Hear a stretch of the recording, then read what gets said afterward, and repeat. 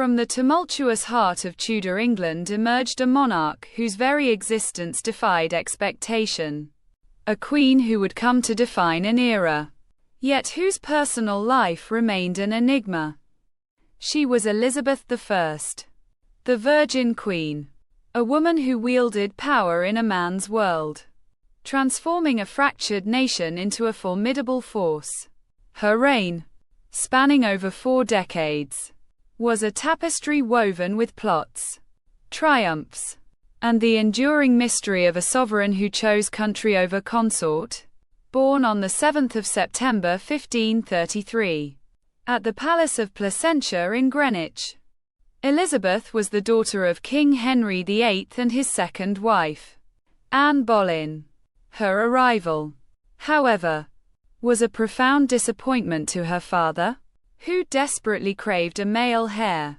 Just 3 years later, in May 1536, her mother, Anne Boleyn, was executed on charges of treason, incest, and adultery, charges widely believed to be fabricated to allow Henry to marry Jane Seymour.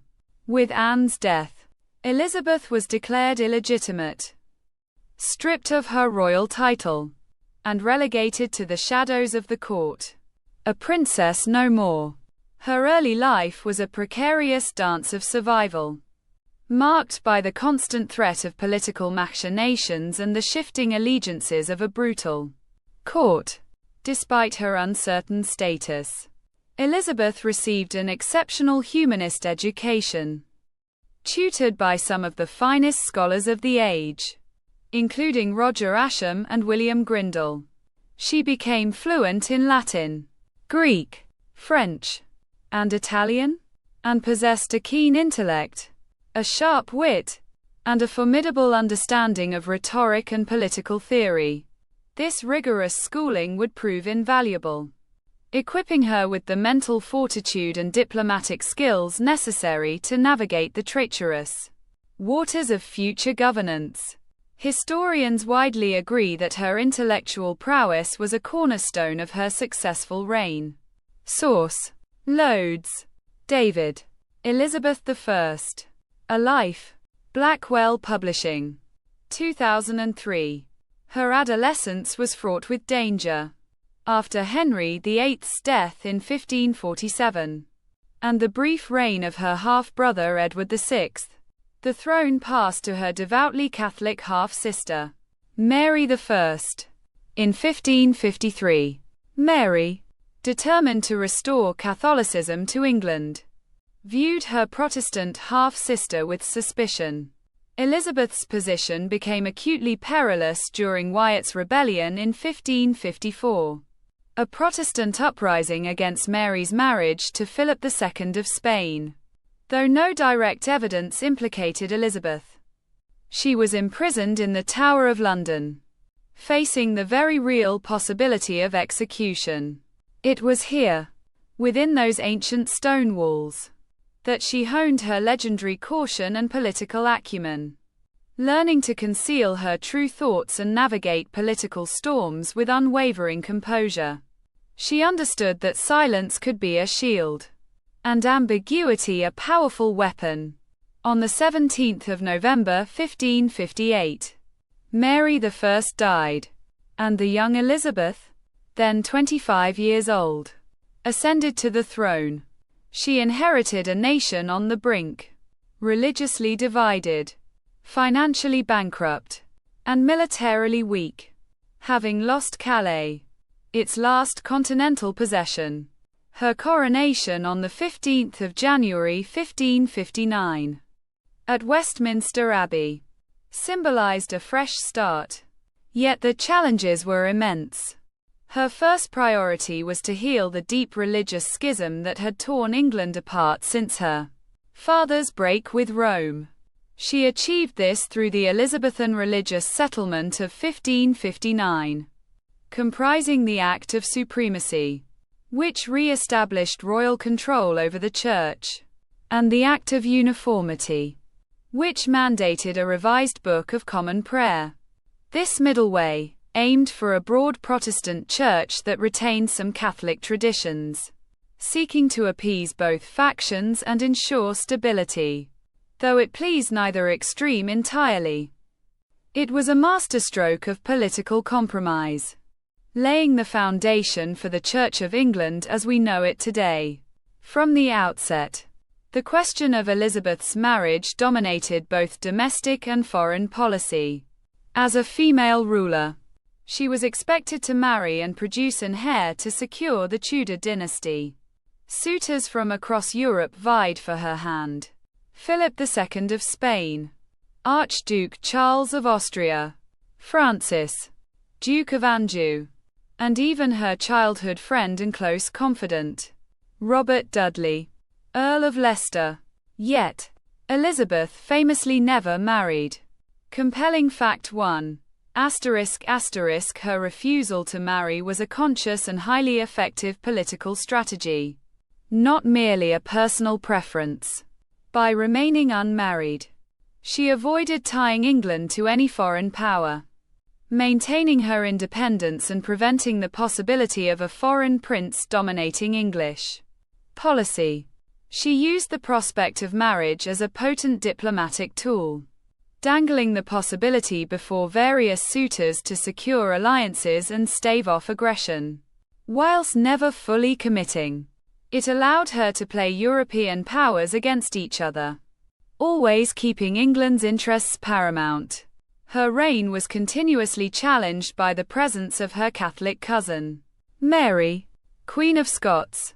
In 1568, Mary, having been forced to abdicate her Scottish throne, fled to England seeking Elizabeth's protection.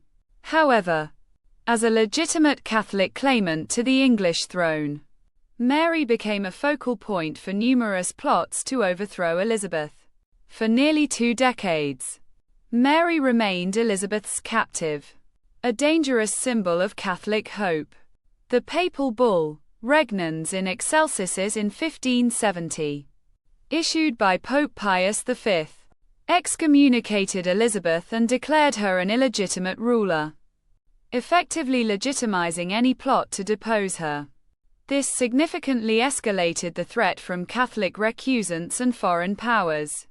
Elizabeth's government, led by astute advisors like William Cecil, Lord Burleigh, and later Francis Walsingham, developed sophisticated intelligence networks to uncover these conspiracies.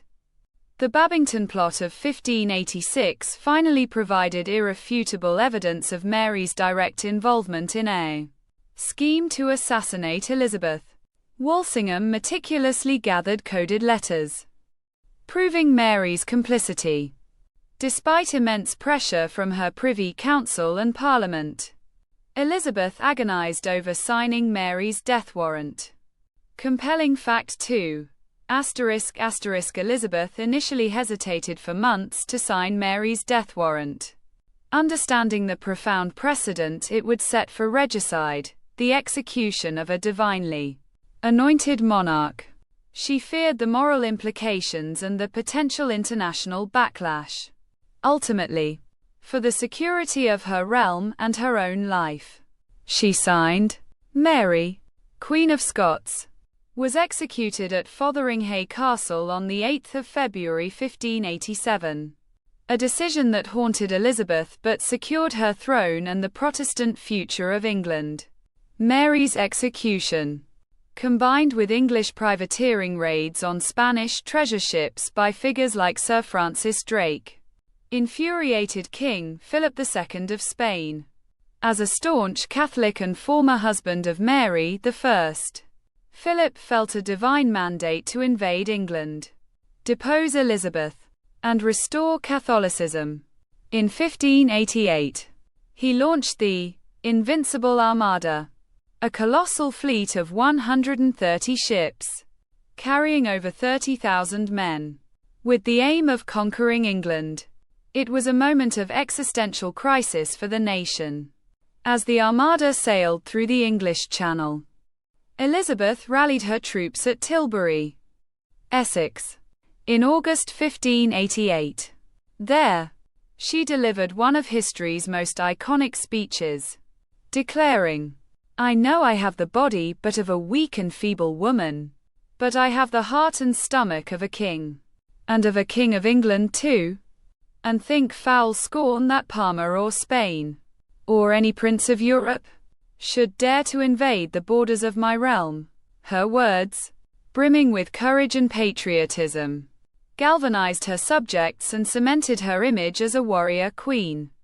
The ensuing naval battles saw the smaller, more agile English ships, aided by daring tactics and favorable winds, often referred to as the Protestant wind, inflict significant damage on the Spanish fleet. Ultimately, a devastating storm in the North Sea scattered and destroyed much of the remaining armada. Compelling fact 3. The defeat of the Spanish Armada was not just a military victory. It was a profound psychological boost for England. It cemented the nation's Protestant identity, established England as a rising naval power, and solidified Elizabeth's image as a divinely favored ruler, protecting her island realm from foreign aggression. The defeat of the Armada ushered in the Golden Age of Elizabethan England. This period saw an extraordinary flourishing of arts, literature, and exploration.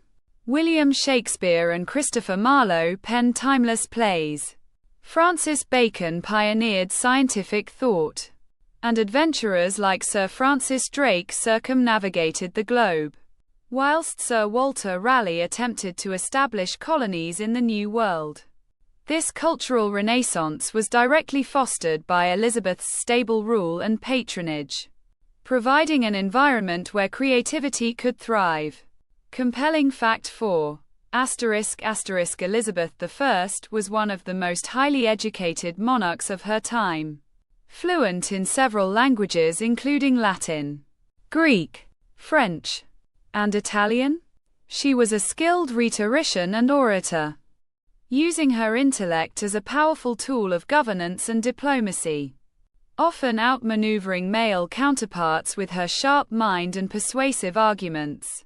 Despite the grandeur, her later years were not without challenges.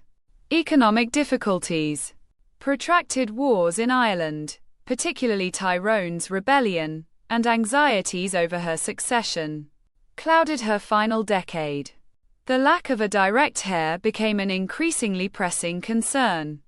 Elizabeth, the last of the Tudor monarchs, died peacefully at Richmond Palace on 24 March 1603, aged 69. Her death marked the end of an era and the beginning of the Stuart dynasty, with James VI of Scotland, son of Mary, Queen of Scots, ascending to the English throne as James I. Elizabeth I's legacy is monumental. She took a divided, vulnerable nation and forged it into a strong, unified, and confident power. Her ability to navigate complex political and religious landscapes, her shrewd diplomacy, and her unwavering dedication to her kingdom earned her the enduring title of Gloriana. Compelling fact 5. Despite being known as the Virgin Queen, Elizabeth's court was filled with flirtation and romantic intrigue. She expertly used her unmarried status to maintain control over potential consorts and foreign policy, often playing suitors against each other, proving that her virginity was a political asset, not a personal failing. She consciously crafted her own image, using pageantry and symbolism to project an aura of majesty and strength, carefully managing public perception of her rule. Elizabeth I remains one of history's most compelling figures. A woman who defied societal norms. She ruled with intelligence, courage, and an indomitable will, leaving an indelible mark on England and the world. Her reign was a beacon of strength and cultural brilliance, a testament to the power of a queen who, though she bore no children, became the mother of a nation.